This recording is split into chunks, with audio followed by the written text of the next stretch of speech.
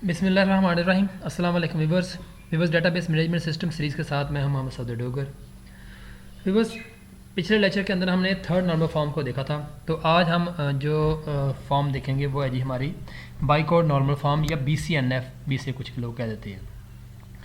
Viewers, BCNF को कुछ लोग 3.5 नॉर्मल फॉर्म का नाम भी दे देते हैं।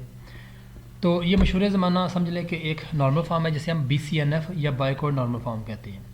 तो आइए स्टार्ट करते हैं। पहले देखते हैं कि BCNF फॉर्म के अंदर कौन कौन सी कंडीशन लागू होती हैं। हम कौन से टेबल को BCNF फॉर्म में कह सकते हैं कि ये BCNF फॉर्म का टेबल है।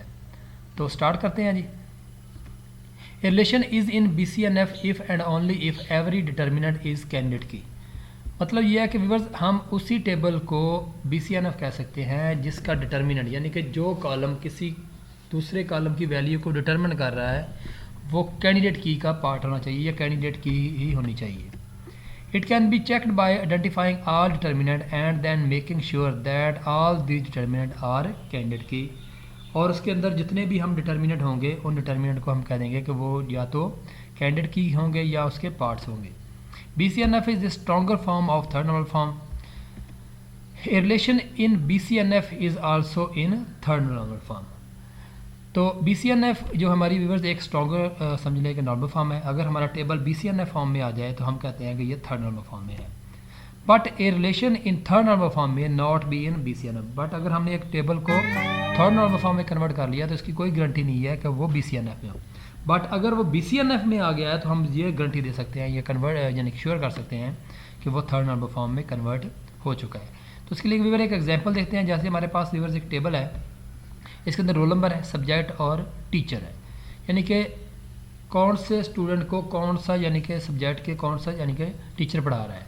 जैसे हम कहते हैं रोल नंबर 1001, उसको सब्जेक्ट C++ है, अब्दुल्ला डोगर साहब पढ़ाते हैं। कोई 1001 है जावा, आशा चौधरी साहब पढ़ाते हैं। 1002 फिजिक्स, दानियल आमर साहब पढ़ाते हैं।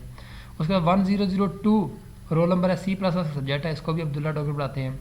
1003 जावा है और उसको भी आशा चौधरी पढ़ाते हैं। व्यूअर्स, अगर इस टेबल को देखा जाए तो इसके अंदर हमारे पास रोल नंबर और जो सब्जेक्ट है ना, इसके ऊपर कंपोजिट प्राइमरी की लगी हुई है।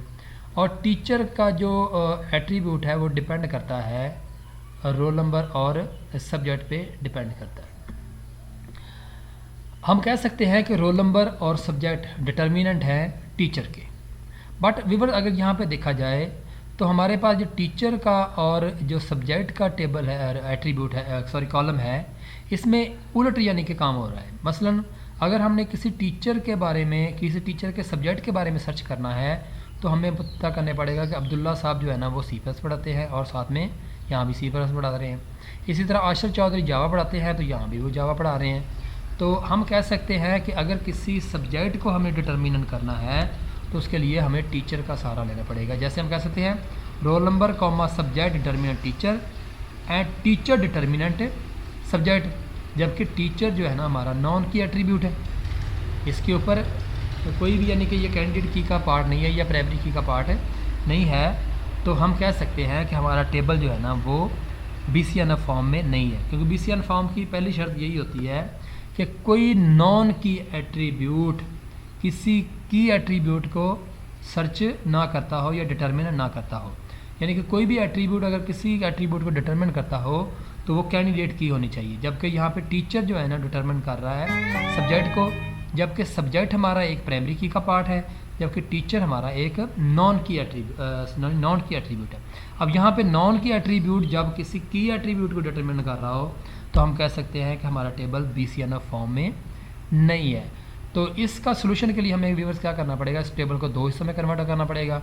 एक हम समझ लें कि टीचर का टेबल बना देंगे और एक हम यहाँ पे और समझ लें कि स्टूडेंट का टेबल बना देंगे। जैसे हमारे पास ये स्टूडेंट का टेबल आ गया, रोल नंबर और टीचर ID, यानी कि ये रोल नंबर का टीचर आ रहा है और उसको कौन कौन से टीचर जो ID जो है कौन कौन से टीचर पढ़ा रही है। अगर हम यहाँ पे प्रोफेसर का यानी कि टेबल बनाएं तो यहाँ पे देखिए प्रोफेसर ID, टीचर अब्दुल्ला साहब हैं और ये डिटरमिन कर रहे हैं C++ को। तो हम कह सकते हैं कि अब हमारा टेबल जो है ना ये कंप्लीट BCNF फॉर्म में आ चुका है, क्योंकि यहाँ पे अगर हमने सब्जेक्ट को डिटरमिन करना है तो यहाँ पे हम टीचर आईडी से उसको डिटरमिन कर सकते हैं। अब कोई भी नॉन की एट्रीब्यूट किसी की एट्रीब्यूट को डिटरमिन यहाँ पे नहीं कर रहा, तो हम कह सकते हैं कि यहाँ हमारा टेबल जो है ना ये PCN फॉर्म में कन्वर्ट हो चुका है। तो मैं उम्मीद करता हूँ कि आज के लेक्चर की आपको समझ आ गई होगी। मेरे वीडियो देखने का शुक्रिया। तो नेक्स्ट लेक्चर तक बाय, ओके, अल्लाह हाफ़िज़।